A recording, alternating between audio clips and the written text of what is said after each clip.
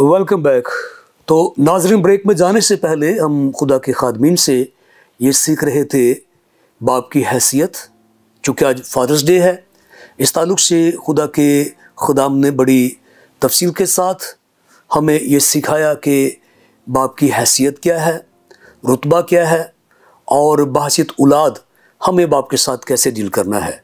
तो हम मज़ीद सीखेंगे और मैं गुजारिश करूँगा जनाब डॉक्टर फ़नील साहिब से कि हमारे नाज़रीन को फादर्स डे के ताल्लुक़ से सिखाएं। जी डॉक्टर साहब। जी शुक्रिया भाई साहब। मेरी तरफ से तमाम देखने वालों को जो है वो फादर्स डे मुबारक हो, और मैं शुक्रिया अदा करता हूँ कि आपने मौका दिया कि फिर से आएँ और इस प्रोग्राम में जो है वो खुदावंद के ज़िंदा कलाम की बातों को आपके साथ जो है पेश कर सकें। और आज जो है वो फादर्स डे है, और बड़ी खुशी की बात यह है कि खुदावंद खुदा ने हमें यह बरकत दी हुई है कि हम एक बाप की हैसियत से जो है वो एक ख़ानदान को चला रहे हैं। और बाप होना जो है वो खुशी की बात है। और बाप जो है वो एक ऐसा सिपाही है जो थकता नहीं है।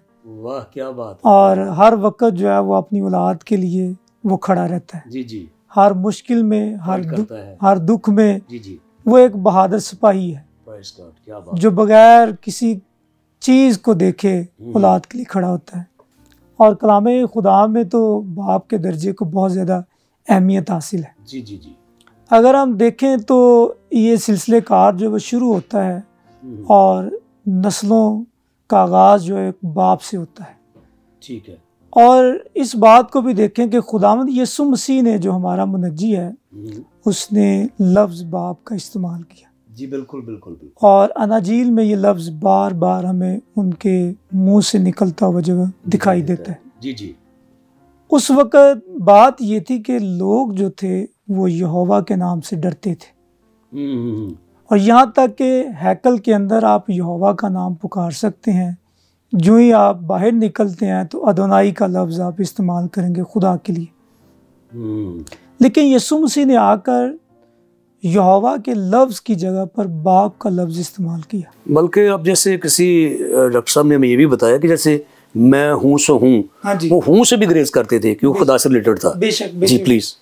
तो यीशु मसीह ने बाप के लफ्ज़ को इंट्रोड्यूस करवाया। वाह वाह वाह, प्रेज़ गॉड। और खुदा के रुतबे को जो है वो अलग शनाख्त दिलवाई कि वो गज़ब या गुस्से वाला नहीं है, वो हर वक्त अपने आबो ताब में नहीं रहने वाला, बल्कि वो शफकत करने वाला है, वो रहम करने वाला है। और बाप की ये खसूसियात हैं कि बाप जो वो प्यार करता है, बाप जो हमारे लिए ढाल का काम करता है, बाप हमारे लिए खड़ा होता है, बाप जो है वो हर मुश्किल में हमें हौसला देता है, और बाप जो है वो कैसे भी क्यों ना हालात। आपके ख्याल में जो थ्रिलिंग वो थॉट्स ही सारी ज्यूस के खुदा से खौफ आता है, कांपता, डरना, तो बाप अब करीबी रिश्ते में जो है कन्वर्ट हो गया। बेशक वो करीब आ चुका है ताकि हम उसकी कुर्बत में जा सकें। जी जी जी जी जी। और फिर जब हम पाक कलाम में देखते हैं तो तीतुस के खत के दूसरे बाब में लिखा हुआ है कि एक इंसान, एक जो बाप है, उसमें क्या कुछ होना चाहिए। सबसे पहली बात वो परहेजगार हो, और संजीदा और मुत्तकी, ईमानदार, मोहब्बत करने वाला और सब्र करने वाला हो। ठीक है। और फिर खूबसूरत बात यह है कि वो शराब में या मैं में मुब्तला ना हो, बल्कि अच्छी बातों को सिखाने वाला हो। ठीक है। ये बाप की जिम्मेदारी है कि नस्लों को संवारना, ये बाप का काम है कि नस्लों को बेहतर बनाना। और यहूदियत में ये बात हमें नज़र आती है कि जब फसा की टेबल तैयार की जाती थी तो बाप बेटे को, बच्चों को जिम्मेदारियां देता था कि वो ये काम करें, तो वो उसी तल्लुक़ से काम करते थे और वो सीखते थे। मैं बात करना चाहता हूँ आखिर में एक छोटी सी कहानी के साथ इसको बंद करना चाहता हूँ इस बात को, कि एक दफ़ा एक जंगल के अंदर एक आदमी गया और यूँ हुआ कि उसका बैग जो है वो किसी गड्ढे में गिर गया। ठीक है। और जब उसका बैग गिर गया तो वो बाहर बैठा हुआ था, तो इंतज़ार में था कि कोई आए और इस बैग को बाहर निकाले। तब एक लड़का आता है, वो लड़का आकर कहता है कि जी मैं बैग निकाल सकता हूँ।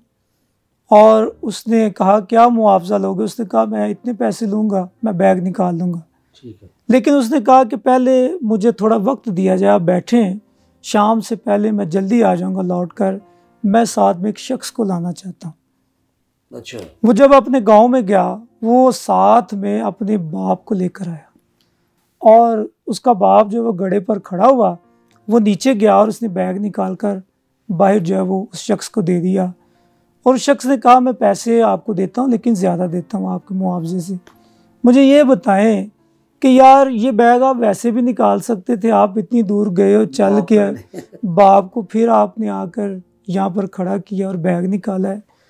उसने कहा आप मुसाफिर हो, अगर मैं ना निकल सकता आपने मुझे छोड़कर चले जाना था, ये मेरा बाप है जो मेरे लिए खड़ा रह सकता है, जो मेरे लिए मदद ला सकता है, जो मेरे लिए हर काम कर सकता है।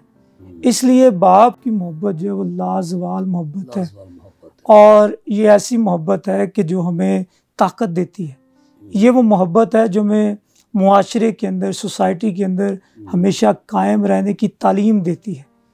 इसलिए मेरी तरफ से तमाम जितने भी बाप हैं उन सब को ये दिन जो मुबारक हो, और उम्मीद करते हैं कि हम अपनी नस्लों को खुदावंद की तालीम दे सकें। जी शुक्रिया डॉक्टर साहब, खुदावंद आपको बहुत सारी बरकत दे। आपने इंतहाई खूबसूरत वक्त में, और आपने भी थोड़े वक्त में बड़े खूबसूरत अंदाज में बाप की अहमियत, जिम्मेदारी के ताल्लुक से हमें सिखाया है। हम आपके नहायत मशकूर हैं। तो नाज़रीन, खुदा के खादिम ने, डॉक्टर साहब ने बड़ी तफसील के साथ बाप की अहमियत और बाप की शफ़क़त और ख़ुसूसन बाप की वो मोहब्बत जो लाजवाल है, एक मिसाल देकर वाज़े किया जो आपने सुनी है कि जब सब छोड़ जाएं तो बाप अपनी जान पर भी खेल जाता है। ये बात हम सीखेंगे। आज फादर्स डे है और हम सीख रहे हैं कि यौम पिदर पर एक बाप की जिम्मेदारियां क्या हैं, ओहदा क्या है, और हमें बहसीत औलाद अपने बाप के साथ कैसे डील करना है। मैं गुजारिश करूंगा जनाब डॉक्टर फ़याज़ अनवर साहिब से कि हमारे नाज़रीन को सिखाएं आज फादर्स डे के हवाले से। जी पर सब खुदा यीशु मसीह के कादिर नाम में आपको और तमाम देखने वाले भाइयों और बहनों को मेरी तरफ से सलाम कबूल हो, और आप सबको जो देख रहे हैं मेरी तरफ से हैप्पी फादर्स डे। तो पर सब बाप होना एक निहायत ही खुशबख्ती की बात है, एक निहायत ही बरकत की बात है। जी बिल्कुल बिल्कुल। क्योंकि जब हम खुदावंद यीशु मसीह की ज़िंदगी का मुताला करें तो खुदावंद यीशु मसीह ने जब खुदा के साथ अपने रिश्ते को बयान करने के लिए जिस लफ्ज़ का चुनाव किया, जिस रिश्ते का चुनाव किया, तो उसने खुदा को अपना बाप कहा। तो जैसे डॉक्टर साहब ने बयान किया, ये यहूदियों के लिए एक नई बात थी, क्योंकि उससे पहले खुदा को कभी किसी ने बाप कह के नहीं पुकारा था। तो ये उनके लिए भी एक नई बात थी, लेकिन मैं समझता हूँ ये हमारे लिए एक निहायत ही एहसन बात है कि खुदावंद यीशु मसीह के वसीला से हम भी खुदा को बाप कह सकते हैं। तो पर सब बाइबल मुकद्दस एक दुनिया की एक ऐसी किताब है जिसमें हमें अपने तमाम हालात, अपने तमाम आयाम, अपने तमाम इवेंट्स और तमाम चीज़ों के बारे में हिदायत मिलती हैं। तो बाइबल मुकद्दस में पर सब बाइबल हमें अगर इस्तेहकाकात देती है, अगर हमें हकूक देती है, तो उसके साथ साथ हम पे कुछ फ़राइज़ भी लागू करती है। तो अगर हम बाइबल मुकद्दस की पहली किताब से लेके आगे चलते जाएं तो हमें आदम से लेके जैसे जैसे हम आगे जाएं मुख्तलिफ तरह के किरदारों से हमारा वास्ता पड़ता है। आदम से आप चलते जाएं तो अगर हम अयूब के का मुताला करें और अयूब की ज़िंदगी के हालात पे हम गौर करें तो अयूब बाप की एक बड़ी मौसर मिसाल हमारे सामने, जो अपने बेटों और बेटियों की फ़िक्र करता, उनके लिए कुर्बानियाँ चढ़ाता, उनकी हर तरह से तरबियत करता और उनको इकट्ठा बुलाता। मेरे ख्याल से उनसे बातचीत भी वो करता होगा। जी ज़ाहिर है। तो आज पर सब इन तमाम कहानियों से, इन तमाम किरदारों से, बाइबल मुकद्दस के तमाम अजीम किरदारों से बहसीयत बाप हम भी इस बात को सीखते हैं कि हमने बहसीयत बाप, और जो इस चैनल की वसातत से हमें सुन रहे हैं, बाइबल मुकद्दस अगर हमें बाप का इस्तेहकाक देती है कि भाई हमें ये हकूक हासिल है, तो इसके साथ साथ हम पे जिम्मेदारियां भी लागू हैं। हमने अपने बच्चों की तालीम और तरबियत खुदा के कलाम के साए के नीचे रहते हुए करनी है। जी बिल्कुल बिल्कुल। ताकि वो मर्द दुआ बने, मर्द खुदा बने। वही ना, जैसे वो आयत खुदा के खादिम जी तलावत कर रहे थे। बिल्कुल पर सब। और हमने अपने घराने में एक बाइबली नमूना उनको देना है। बहुत दफ़ा पर सब ऐसे होता है कि हमारे मुआशरे में बाप काम में इतने मसरूफ़ होते हैं कि वो अपने बच्चों को वक्त नहीं दे पाते। जी बिल्कुल। जब वो अपने बच्चों को वक्त नहीं दे पाते तो उसकी वजह से उनकी तरबियत में सुकम रह जाते हैं। तो बहुत ख़ानदानों में हमने इस बात को भी अलमिया बन गए हैं। जी जी जी। तो होता क्या है, जब बच्चों के किरदार में सुकम रहते हैं तो बहुत दफ़ा ऐसा भी देखने में आया है कि बच्चे खुदावंद यीशु मसीह का इनकार करके दूसरी सिमतों की ओर चले जाते हैं। बिल्कुल ऐसे ही है। तो बहसियत बाप इस चैनल की वसातत से उन तमाम जिनको खुदा ने औलाद जैसी बरकत से नवाजा है, ज़रूर एक बाइबली नमूना अपने ख़ानदान में दें। आज पर सब हम घरों में दुआ नहीं करते मिल के। बिल्कुल। तो खुदा की खादमा बैकी फिशर ने एक बड़ी खूबसूरत बात कही और उसने कहा कि जो मिल के दुआ करते हैं वो हमेशा इकट्ठे रहते हैं। ठीक है। जब एक बाप एक नमूना बनेगा दुआ का तो उस ख़ानदान में यकजहदी आएगी, उस ख़ानदान में हम आहंगी आएगी और बच्चे भी इस बात को जानेंगे। और वो बाइबल के साए के नीचे रहते हुए जब उनकी तालीम और तरबियत होगी तो मुल्क पाकिस्तान में रहते हुए मेरा ईमान है कि जब बाप अपने किरदार को बेहतर तौर पर सर अंजाम देंगे तो मुल्क पाकिस्तान में मसीहियत फिर से उस ही मुकाम की ओर बढ़ेगी जिस पे हमारे आबाओ अजदाद ने मसीहियत को कायम किया था। लेकिन जब हम अपनी जिम्मेदारियों को पूरा नहीं करते तो हमारा सफ़र बैकवर्ड की जानिब शुरू है। तो ज़रूर हम ना सिर्फ बाप अपने इज़्ज़त का तकाजा ना करें बच्चों से कि भाई ये सिर्फ हमारी इज़्ज़त ही करें, बल्कि जो इनकी जिम्मेदारियां हैं, इनकी खुराक का बंदोबस्त करना, बच्चों की मुनासिब तालीम का बंदोबस्त करना, बच्चों के लिए दूर अंदेशी का मुजाहरा करते हुए आइंदा वक्त की प्लानिंग करना, ये सब भी बाप की जिम्मेदारियों में शामिल है। तो बाइबल मुक़द्दस में जो सबसे उत्तम नमूना है खुदा बाप का है। उसने दुनिया से ऐसी मोहब्बत रखी कि अपने इकलौते बेटे को ही भेज दिया ताकि उसके इकलौते बेटे की वसातत से तमाम लोग ना सिर्फ उसकी फर्जंदियत में आ जाएं, क्योंकि बाइबल मुक़द्दस में हमें मिलता है कि जितनों ने उसे कबूल किया उसने उन्हें खुदा के फर्जंद बनने का हक बख्शा। तो खुदा बाप एक आला नमूना। और खुदावंद यीशु अल मसीह जब वो बतौर बेटा उसने इस ज़मीन पर अपनी ज़िंदगी को गुजारा, तो जब हम बपतिस्मे के वाक़े को पढ़ें तो वहाँ पर हमें मिलता है कि रूहुल कुद्स आसमान से आता है और कहता है ये मेरा प्यारा बेटा है जिससे मैं खुश हूँ। पर सब अगर बाइबल का हम मुताला करें, इससे पहले खुदावंद यीशु मसीह ने खिदमती कोई काम भी सर अंजाम नहीं दिया था, तो फिर खुदा की ज़ात उससे क्यों खुश हुई? खुदा की ज़ात इसी वजह से उससे खुश हुई कि ज़मीन पर बहसियत बेटा उसने अपने माँ और अपने बाप की फर्मा बरदारी में रहते हुए ज़िंदगी बसर की। और इस वजह से और खुदा की आवाज़ आई, ये मेरा प्यारा बेटा है जिससे मैं खुश हूँ। तो इस चैनल की वसातत से आखिर में मैं यही कहूँगा पर सब कि जितने भी बाप हैं अपने बच्चों की रूहानी तरबियत का बंदोबस्त करें, उनके लिए एक नमूना बने, उनकी ज़रूरतों का ख्याल रखें, उनकी तालीम का बंदोबस्त करें। और जितने भी बेटे और बेटियां हैं ज़रूर अपने बाप की इज़्ज़त करें, क्योंकि बाप एक सायादार दरख्त की मानिंद होते हैं। और जब बाप इस दुनिया में नहीं रहते तो फिर दुनिया की कठिनाई, इनकी ओकटों की तपश बहुत ज़्यादा लगती है।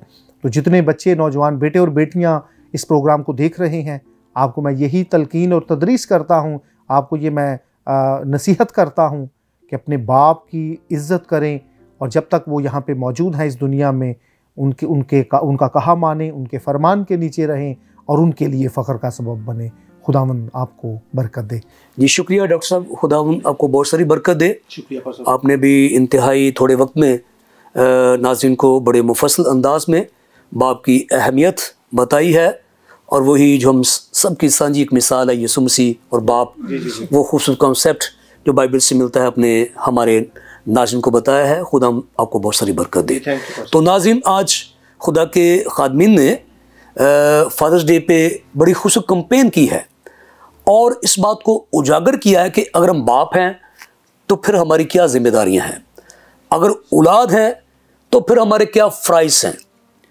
तो हमने यहाँ पर रूहानी कॉन्सेप्ट भी सीखा है अपने आसमानी बाप के ताल्लुक़ से भी। दुनिया की तमाम कौमें खुदा को किसी न किसी शक्ल में ज़रूर मानती हैं, लेकिन खौफ, डर और दूरी पाई जाती है। यहूदियत में अगरचे इल्म इलाहियत के हवाले से हम जानते हैं कि वो खुदा को जानते थे, लेकिन बाप कहने से डरते थे। पर हमारे यीशु मसीह ने कहा, ऐ हमारे बाप, और करीब से करीब तर आकर रूहुल कुदस ने पौलुस को ये तौफीक दी, उसने कहा अब्बा, जो इंतहाई कुर्बत और मोहब्बत का लफ्ज़ है।